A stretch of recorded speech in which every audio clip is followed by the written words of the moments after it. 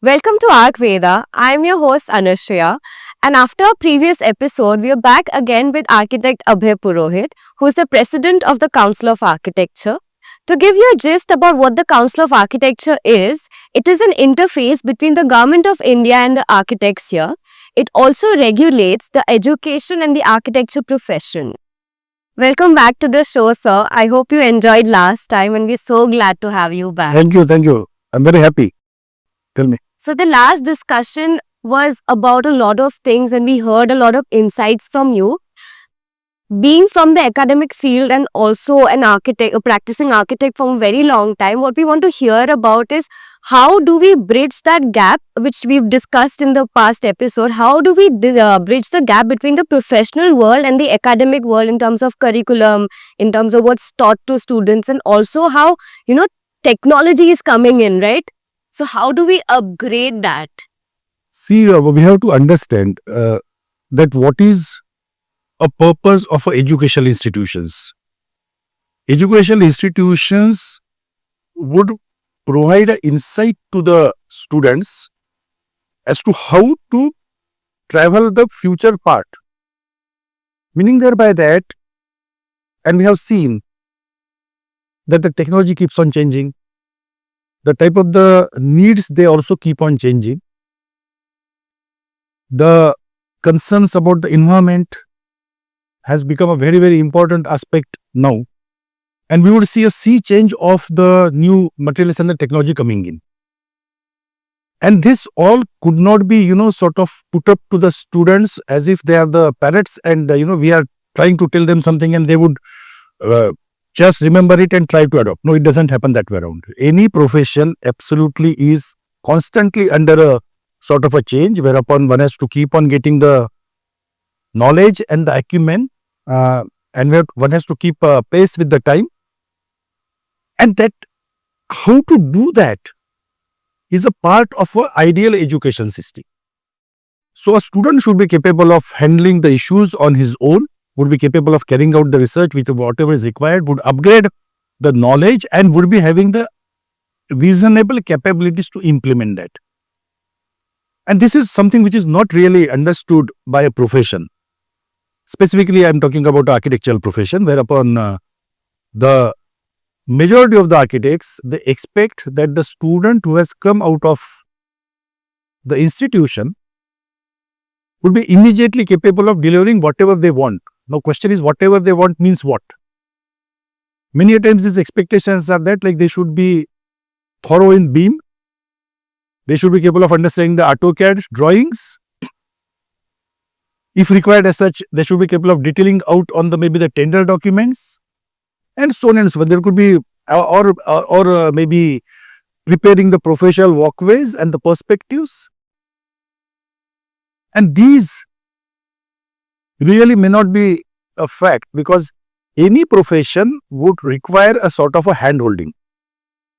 It is a responsibility of a senior professionals to see to it that the juniors have been mentored. That is what that internship concept is all about. So we shall not look at a market-ready product. Specifically in design, it really doesn't happen that way around. What we have to look at is that whether the adequate potentials are there with the student or not. And there where the error of judgment, keeps on happening around. To my understanding, today what our education system is reasonably good. I am also in discussions with the international similar kind of bodies as that of a Council of Architecture. And what we do is that technically we are supposed to map that what are the teaching learning objectives happening maybe in India and maybe in the another country and so on and so forth. And in case if all this is matching as such, then we can start off talking about saying that we can have an exchange agreement with each other. Let me tell you that in this, and we are seriously into it. It's not as if, we just do it like that. No, we are seriously into it. And I tell you that our standard of education is reasonably good. I would not say best in the world because that is school to school, college to college, the things would be different. So profession should have a sort of a patience. They ought to also focus on certain other areas, and one of the most important areas for them to focus upon is that how are they treating the juniors or the youngsters entering into their office. I'm not talking in terms of like a behavioral aspects. I'm talking about, do you give them a self-esteem? Question number one. I mean, any profession should be capable of giving, or rather any office should be capable of giving a self-esteem. Then, are we recognizing their talent? Or is it that we are just putting our name and that their talent is there, and if somebody is not delivering, then the things would be different. So this is not the right way. And are we paying them adequate enough? And I understand architecture is a profession, so we do not start talking about the packages, which is a buzzword today. Say, oh, what package this branch would be getting? No, that would not be the issue. Here, what we are talking about is that we are training our professionals in order to be self-sustaining and could be capable of having their own startup. Meaning that by that, they would have a potential to employ others, provide the employment rather than they getting employed themselves. Okay. And that has to be target of any profession. And in that terms as such, but at the same point of time, the seniors have a responsibility to train. Is like a mother-child or father-child relationship. That I, as a senior professional, it's my responsibility that my profession should march ahead, and for that purpose as such, if I have to train the generations, I would do my job. While doing this as such, I would encourage them. See, if my son is takes a first step and just fails, I would not be saying that तेरे को समझ में नहीं आती क्या भाई? Don't you understand? How to walk? Unfortunately, this is what is happening with our youngs who are entering into the office. And this is a wrong way of looking at the entire scenario. They should provide them confidence. They should provide them with adequate sort of the honorarium, I would say. I'm not talking about salaries because it doesn't happen like salaries. Or stipend, if you want to use that word, maybe stipend. But that should be adequate enough so that they are capable of sustaining themselves.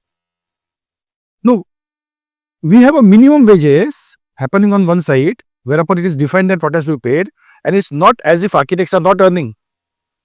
They are earning quite well. As equivalent to any other professional, as the best possible architect would earn at par with the best possible doctor, at par with the best possible chartered accountant. And this is a fact. The very fact that when we are organizing our shows and when we are asking for the industry to come forward and support our events, I know that like our event budgets would run to crores. But if this profession would have been coming down as such, naturally industry would not have supported us. The fact that industry is supporting us means that industry is finding out that architects are worth it and that thereby they are coming in and supporting it. Then why is this version that architecture is not a paying job? No, it is absolutely yes. There are no architects, let me tell you, after 15 years, because I am a teacher for so many years, so the students have achieved great heights. They also have diversified, and whatever would have happened with them, because it's one's own life, the way that you want to take it up. Then you ask them, are you happy? And the answer invariably is yes. But I'm talking about a time span of reasonable time span of 10 to 15 years. So, like this, technology is absolutely one of the major concerns. I said yesterday also, I'm telling you that as a Council of Architecture, we understand this need as such, and thereby we have also organized one international conference on the disruptive technologies. International conference, and we will be getting the delegates from all across the world because we have to bring them on one forum. This is something like we have to understand that what this technology is worth of, but it has started shaping already. The artificial intelligence has touched every walk of life. Today it is it is taking the baby steps. I'm very, very sure that it is going to be accelerated mode, and it is inevitable. Whatever discussions would happen that pen and pencil was better than computers, but computers have replaced the pen and pencil, remains a fact. Yeah. Same way around, you can deny it, but it is there. And if it is there, then it is coming up with its own challenges as well as its own potentials. Materials are going to change. See, to my understanding, we are going to have the boutique factories, I call it. Yeah. Rather than mass production as such, we may be going in for very specialized production which is required for a specific project. And this is a very exciting sort of a phenomena which would happen. And when that happens, Mediocracy would not work. Those who are absolutely the masters, those who have that passion, those who are willing to contribute, those who have those kind of the artistic skills, those who understand the rational, and so on and so forth. That would be happening around. Second thing which would happen is that there would not be watertight compartments like the architects, engineers, designers. People would travel from one area to another area, like that kind of a, which has already started happening around. I mean, I've seen many of the architects who are excellent graphic designers, they are excellent product designers, they are into marketing. I mean, they may not call themselves as architects, but then their education is architecture. And that kind of a potential is there. It is very, very exciting. It is, those branches would survive who encourage their professionals and the students to use their left side of brain and right side of brain. Yes. And those branches would survive. Yes, that's actually very true with what you said. At the end of the day, with academics, it's also professional part that needs to come together. To, if we're talking about the future of architecture and architects, it's about how we come together to create those architects of great potential. And with the segment part of it, I think with architecture, what I have felt is it's a huge field. So at the end of the day, people find what they're good at and they can excel at it. Yeah. Yeah. And this is very, very exciting. This kind of opportunity is hardly there with any other education. Exactly, yeah. See, you are learning more than 50 different areas. And so you are capable of, picking up, you want to go into management, you are capable of going into management. You want to, go into administrative position, you are capable of going into administration. You want to be into the economic ways, you can do that. You want to be a creative person, and of course, this creating the podcast which you are doing right now, you are capable of doing that. Set designers, they are jewelry designers. I mean, you see, and one of my students, actually in Paris, he has put up his fashion show. That's what. So look, I mean, that there you are. Yeah, it does not confine you to what at the end, like that is what you have to become, or that is the end result that's there for you. It's opens up a huge. Opens up, and you look at the variety. Yes. See, somebody is famous architect because he or she is working on cost effectiveness. Yes. Extreme end of it is that somebody is absolutely famous architect basically because he's working with all the modern materials and all the modern technology. Now, this kind of a variation could not be available anywhere else, and life becomes absolutely fulfilling. You keep on celebrating your life, and that is the way which has been taught to the architects by their education. Not only in India, across the world, if you find out, they have that kind of similarities whereupon they are capable of enjoying. They are capable of taking a pause. They are capable of enjoying the beauty, aesthetics. They are capable of having a philosophical approach, because philosophy, whatever that means. But yes, the ease of philosophy, as this, no other education would be capable of. It's fantastic education. It doesn't confine itself to architectural practice or built environment. It has a lot of other extensions. One of the very senior person visited my institution and seen the work of the students, and that must be true with all the other institutions as well. It's not about my institution only. And said that, sir, it is so different. He said that I was understanding that architects only do sort of design of buildings. Or just sketch. And you guys are talking about, social contest, and you guys are talking about like involving the communities. You guys are talking about the environment. You are talking about the geology. So look at that. And advantage is you are capable of integrating everything. Very, very true. Yeah, I think. So I think just one last question. So thank you for that answer. Sir, currently what's in talk, and you as the CoA president, what's been in talk is that the Supreme Court ruled that anyone can practice architecture just without the name of an architect. So as an architect who's rigorously worked for so many years and has taken 5 years of rigorous education, how do you think CoA, as one of the most, as actually the important organization of India, which is, there to represent architects in their hard work, how do you think you can safeguard that feeling of, and give that feeling to architects of, the fact that there's someone out there looking for them and someone to safeguard their profession? Honorable Supreme Court in the final judgment, it said that presently the services are not protected. Okay. It also has said that when the act came into existence, compared it with other sort of the professional acts and said that in other cases, the services have been protected, but in this particular case, it has been omitted. And so it is up to now the government to look at it.